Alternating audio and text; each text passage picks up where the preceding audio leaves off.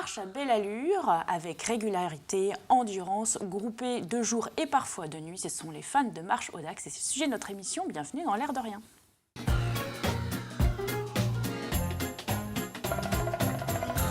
Bonjour Gilbert. Bonjour. Bienvenue cette semaine dans l'air de rien. Donc avec vous, votre chronique, nous allons parler de progrès médicaux. Avec l'importance de ces progrès médicaux, les espoirs que ça suscite, mais quelquefois un petit peu aussi des craintes. D'accord, très bien. Donc on verra ça dans quelques minutes.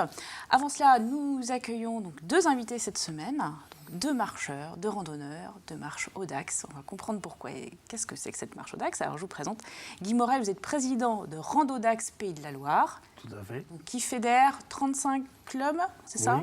de marche au Dax. Au Dax et marche libre. Et marche libre, donc dans l'ensemble de la région. Et puis Louis Baudin, vous êtes du côté de Challans, vous êtes président des Pieds Agiles. Oui, le club des Pieds Agiles de Challans, donc 135 adhérents. 135 adhérents, où on ne fait pas que de la marche au Dax. Hein. Il y a de la marche classique, on va dire. Oui, marche libre tous les mardis, par exemple, après-midi, voilà. Et D'accord. puis le jeudi soir aussi. Alors, tous les deux, vous pratiquez la marche au Dax depuis longtemps, Une trentaine d'années. une trentaine d'années. Vous êtes très sportif. Si on peut appeler ça du sport, oui, Ouais. tout à fait. Oui. Alors, quelle est la particularité? Parce que je sais que Gilbert ne connaissait pas non plus la marche au Dax. Qu'est-ce qui est de particulier par rapport à une marche classique? Mais la marche au Dax, c'est-à-dire qu'on marche groupé. L'allure est gérée par un capitaine de route, donc c'est 6 km/h. D'accord, donc la marche au Dax, c'est plus... Parce que la marche classique, c'est quoi habituellement? C'est un peu en dessous 5 Ah ben après, ça peut varier beaucoup. La marche libre, on peut passer de 4 km/h à 6, 7. C'est le choix du marcheur. Voilà, mais dans la marche au Dax, ce qui est important, c'est l'allure, c'est soutenu, Qui est bien réglé. qui est bien réglé, Qui est soutenu, qui doit être régulière. tout à fait. Qui est géré par le capitaine de route. Donc le capitaine de route, c'est celui qui est en tête de peloton. Oui, tout à fait. Et qui a généralement un aigle d'or, mais on pourra y revenir tout à Voilà. l'heure. Alors, son rôle, le capitaine de route, c'est quoi exactement? Alors, connaître le chemin, ça on l'imagine. D'assurer la cadence, Ouais. d'assurer la responsabilité du groupe, ça lui incombe, et c'est lui qui peut intervenir s'il y a un souci particulier. Alors, l'aspect groupé aussi, ça c'est important. Ça fait partie. On part ensemble, on revient ensemble. Comment on fait quand on marche à plusieurs? On se marche dessus, non? Non, les marcheurs sont tout à fait habitués. Voilà, il n'y a pas de problème de ce côté-là. Oui, c'est vrai. Comment est-ce que, enfin, c'est peut-être la responsabilité du capitaine de route, mais donc les gens, il faut des chemins qui sont assez larges. En moyenne, c'est des groupes de combien? Alors, ça peut aller jusqu'à 150. Sur l'île Dieu, j'ai amené 300 personnes pour faire un 50 km. Donc, vous voyez, ça dépend. Alors, effectivement, il faut des chemins appropriés. Il faut éviter des petites... Des goulots d'étranglement. Voilà, ouais. des goulots d'étranglement. Et donc, le capitaine de route est assisté par un serre-fil. Ben oui. Par un serre-fil. Oui, Donc, le serre-fil, c'est celui qui est... qui est tout à fait derrière le groupe. Et entre le serre-fil et le... C'est la voiture balai, quoi. Voilà. Ouais. Et entre le serre-fil et le capitaine de route, eh bien, les gens restent groupés, mais sans se marcher sur les pieds, bien sûr. D'accord. Et alors, quand, dans votre association Les Pieds Agiles, on fait une sortie au Dax, il y a combien de personnes à peu près? Ben, nous, on organise en général un 25 ou un 50 km, donc souvent de fois, c'est entre 50 et 80 participants, quoi. D'accord. C'est quoi? C'est une fois par mois? Nous, on fait la marche au Dax donc, en février et en novembre. Ah, voilà, Après, donc il y a un calendrier. Oui, voilà, les marcheurs sont libres d'aller sur les différentes organisations qui ont lieu. Et vous restez plutôt autour de Challans Ah, tout à fait, oui. Alors, c'est des grands kilométrages aussi. Vous dites 25, 50. Quand l'ensemble des clubs, vous êtes réunis là, pour faire l'Île-Dieu, Noirmoutier jusqu'à Saint-Brévin, c'était 150 km. Alors, il y avait 3 distances. Ouais. 50 km sur l'île Dieu, 100 km qui englobaient donc l'île Dieu, Noirmoutier jusqu'au port du Bec, et ensuite les 150 km qui continuaient jusqu'à Saint-Brévin. Tout ça à 6 km/h Oui. et en 30 heures. 150 en 30 heures, tout à fait. Alors, Là, vous ne comptez pas quand même le temps entre L'Île-Dieu, Noirmoutier. Non, là, Elle a traversé la navette. Elle a traversé le bateau, on l'avait neutralisé. Ouais. Vous vouliez ajouter, M. Audin? Mais je voulais dire que sur les 30 heures globales, ça représente 25 heures de marche, quoi. Le reste, c'est des pauses, quoi, les 5 heures. Alors, donc ça veut dire que vous avez marché de nuit? Oui. Comment on fait pour marcher de nuit? Enfin, j'imagine qu'on n'a pas les mêmes repères ou... C'est surtout toujours, ça, on revient au capitaine de route qui lui doit connaître parfaitement le circuit. Et il y a des lampes frontales éventuellement si vraiment la nuit est très noire. Il y a les gilets fluorescents qui sont obligatoires de jour comme de nuit. Voilà au niveau sécurité. Et puis en général... Pour tout le monde ou pour les capitaines de route? Tout le monde. Tout le monde. Tout le monde. Et en général, sur les routes, lorsqu'on prend les routes, on a un véhicule devant et un véhicule derrière pour assurer le groupe. Pour assurer. Alors là, vous l'avez faite cette randonnée là jusqu'à Saint-Brévin? Non, moi, j'assurais la sécurité en vélo, à l'avant ou à l'arrière. Ah d'accord, c'est pas mal aussi. Mais qu'on comprenne bien, donc quand on commence une marche au Dax de 150 km/h, donc il y a des moments de pause, mais l'idée c'est vraiment on dort pas quoi. Hein. Enfin, non. Ouais. Tout à fait, c'est nuit blanche. C'est nuit blanche. Donc il y a un moment où il y a une pause, il y a une collation quand même. À peu près tous les 8-9 km, il y a une pause de environ 8 à 10 minutes. Mais tout ça est calculé auparavant. Hein. Et autrement, nous avons les repas, le déjeuner, le dîner, si besoin, le petit déjeuner, bien sûr. Tout ça est chronométré en plus, puisqu'on arrive vraiment à des horaires très précises. Oui, c'est un peu le but, c'est pour ce que vous disiez tout à l'heure, rester groupé, quoi. Tout à fait. Ouais. Donc si la pause repas dure, mettons, 3/4 d'heure, les marcheurs vont s'arranger pour manger à une demi-heure, de faire une pause sieste d'un quart d'heure, quoi. D'accord. C'est un peu comme les marins, quoi. Très bien. Vous vouliez ajouter quelque chose, Gilbert? Non. Non, ça vous tente?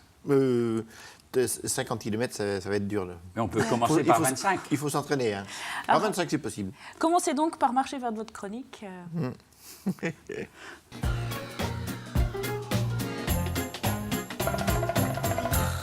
Alors, les progrès médicaux, alors, si on dit progrès, c'est que c'est mieux. En principe, c'est pour aller de l'avant, c'est pour que ça aille mieux. Oui. Il y a eu, par le passé déjà, beaucoup de progrès, hein, parce qu'il y a un certain nombre de choses qui ont été découvertes. Ça va du bébé éprouvette, je parle des choses les plus récentes, hein, parce que si on remonte à Pasteur, etc. Enfin, et avant Pasteur. Voilà, la radiothérapie, l'imagerie médicale, la scintigraphie, ce sont des choses encore relativement récentes, mais qui ont marqué quand même. Hein, c'est des progrès scientifiques assez importants. Mais les défis sont toujours aussi importants, Il y a toujours des nouvelles parce maladies. qu'il y a toujours de nouvelles maladies. Hein. Si on remonte déjà simplement dans les 30 dernières années, actuellement on parle de la grippe aviaire, mais il y a eu le chikungunya, il y a eu chikungunya, c'est ça? Je ne me trompe pas. Ça doit être ça. La maladie d'Ebola, bien sûr, si on remonte à 30 ans, c'était l'apparition du sida, le SRAS, la pneumonie. Oui, ça, on a une belle liste. Voilà. Donc il y a toujours des choses aussi, c'est à la fois des progrès, mais en même temps des risques nouveaux. Donc voilà, donc faut à la fois faire face à ces risques nouveaux, mais aussi vaincre des choses qui sont plus connues. C'est des grandes maladies comme le diabète, comme le cancer, etc. Et bon, on avance un petit peu, sérieusement. Et on avance de plus en plus vite. De plus en plus vite. C'est vrai que les sciences, aussi bien physique, informatique, mathématiques, tout ça, participent justement à ce progrès. Et puis, après, c'est la génétique aussi qui avance beaucoup avec les clones même y compris humains, parce qu'on n'en est encore pas tout à fait arrivé à ça, mais même s'il y a une dizaine d'années, il y a une secte qui avait annoncé qu'il y avait un clone humain qui avait été, on va dire, fabriqué. C'était pas vrai. Et c'était pas vrai. Mais tout n'est pas impossible dans ce domaine-là, avec tous les risques ou tous les enjeux que ça peut poser. On parle de cellules souches ou cellules, des cellules de l'espérance, parce que là, il y a peut-être quand même des progrès importants à attendre par rapport à certaines maladies comme la maladie de Parkinson, Alzheimer.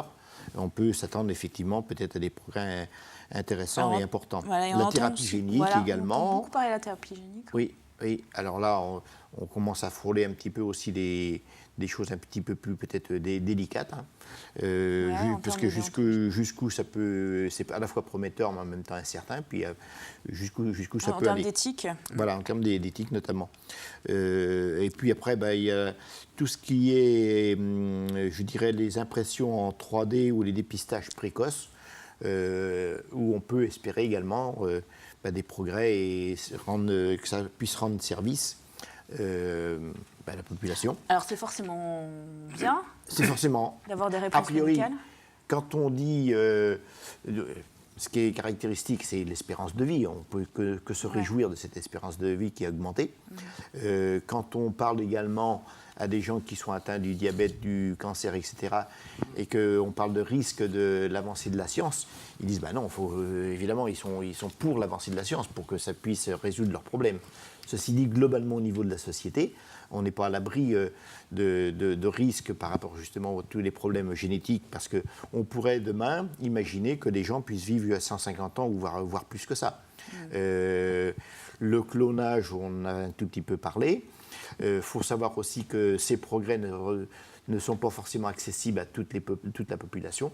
Ouais. Si on parle du continent, enfin du nord et du sud, au sud évidemment, on n'aura pas tout de suite les moyens de refaire accéder à ces progrès. On creuse les écarts et les inégalités. Voilà. Et puis aussi, on peut se poser des questions par rapport à l'abandon de pans entiers de connaissances, parce que la chimie a en quelque sorte détrôné quelque part un petit peu la phytothérapie. Il y a des connaissances, notamment par le traitement par les plantes, que l'on abandonne, même si on y revient. Oui, quand même. Il y aurait peut-être encore des choses à... Il y a encore des choses. Et puis, alors après, jusqu'où aller? Parce qu'au bout d'un certain temps, qu'est-ce que les gens ont besoin? Est-ce que c'est effectivement de progrès, je dirais, scientifiques, ou est-ce que c'est pas plutôt d'un accompagnement, d'une attention, notamment, je dirais, les personnes dépendantes, quoi. Voilà. Très bien. Bon, on voit que tout ça...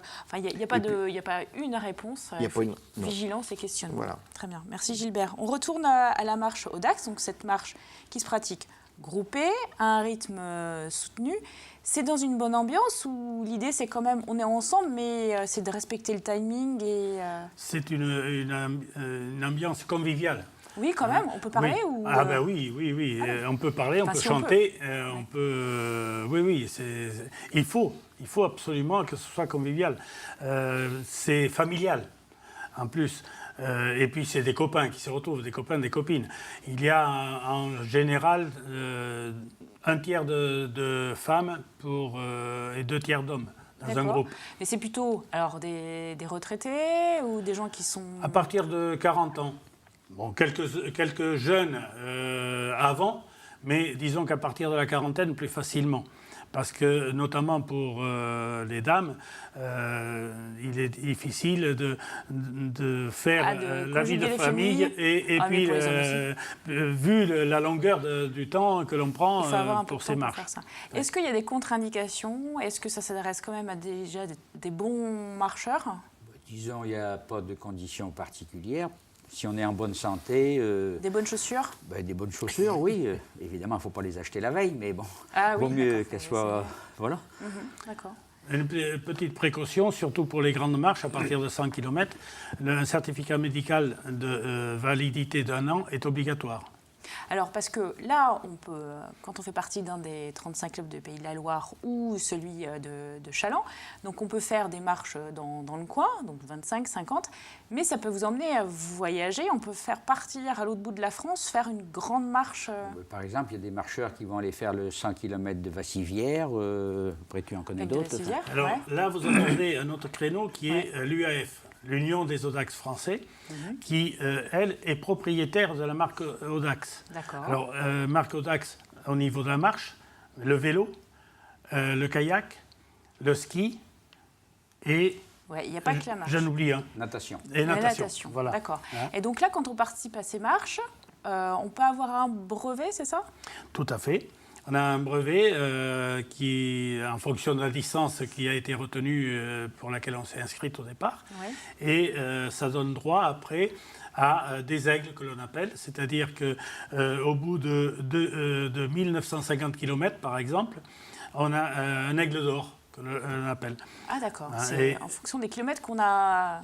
qu'on a pu faire. Accumulé. D'accord. Le plus capé aujourd'hui au niveau des marches est un Belge, et il a 70 aigles d'or.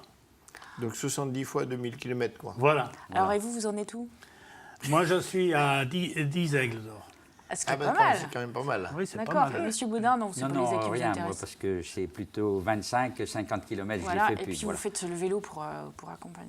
Aussi, et finalement, qu'est-ce qui vous a séduit, vous, dans cette pratique? En fait, moi, quand je suis rentré comme adhérent au Club des Pieds Agiles, j'ai découvert la marche au Dax. Je ne savais même pas que ça existait, quoi. Voilà. Ouais. Donc, grâce à d'autres personnes avant qui m'ont fait connaître. Alors que qu'est-ce que recherchent effectivement la majorité des gens qui participent? Mais ils recherchent un effort dans le temps, puisque c'est quand même lourd. Malgré les ampoules qu'on peut avoir certaines fois, eh bien, on y retourne 15 jours après ou un mois après. Ça devient une drogue. Oui, c'est vraiment le côté physique, finalement. Tout à fait. Oui, il faut quand même avoir une certaine condition, quand même. Oui. Alors, vous pourriez aimer, pardon, Gilbert, la marche nordique, par exemple, parce que là, on dit c'est physique. Oui. C'est autre chose, comme la marche libre, c'est également autre chose. La marche nordique est très recommandée, effectivement, au plan santé. Là, n'empêche pas. Ouais. Gilbert.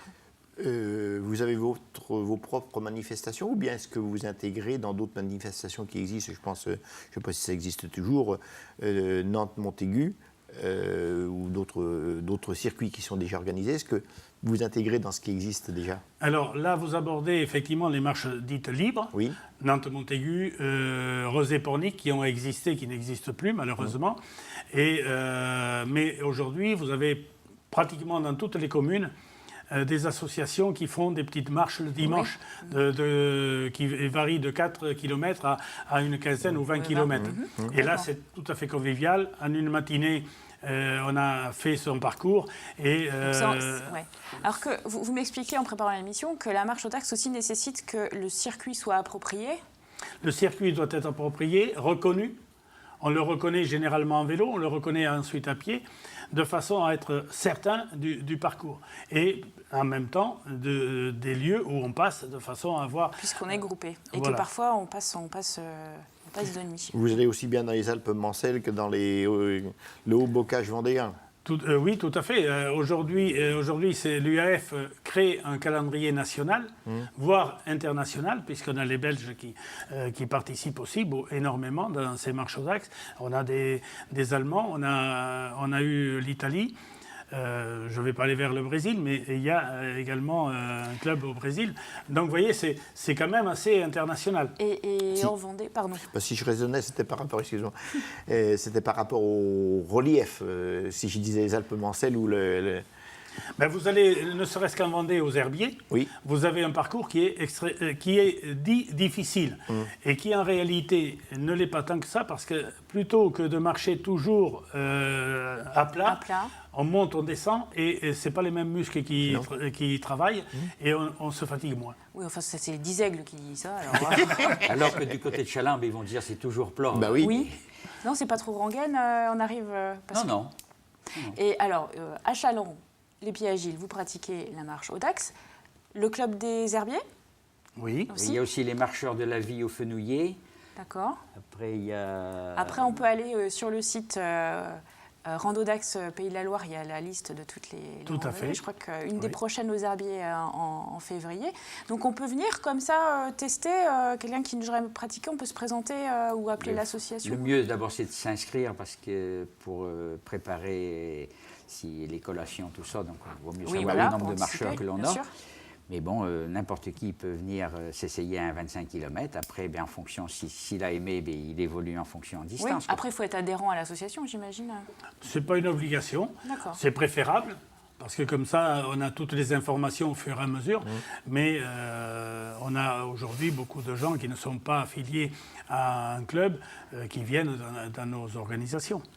Alors, je ne sais plus si on l'a dit, mais audax, le terme vient du terme audacieux. Tout à fait, oui. Et c'est pas récent, je crois qu'on ne l'a pas dit, ça aussi. Ça date de fin 19e, je crois. Henri Desgrands, je crois. 1904, je crois, oui. 1904, et après, ils avaient organisé donc un brevet cycliste, si je ne me trompe pas, 200 km, et ensuite c'est une pas marche né de la marche tout de suite, c'était voilà, ça avait commencé par les cyclistes. Donc c'est pas un truc à la mode qui est arrivé comme ça d'un seul coup, c'est vraiment, il y a toute une histoire, toute une pratique. Tout à fait. Bon, ben Gilbert, oui. Vous avez les chaussures? Demain. Bon, très bien. Alors, enfilez-les, Yvelis va vous remplacer.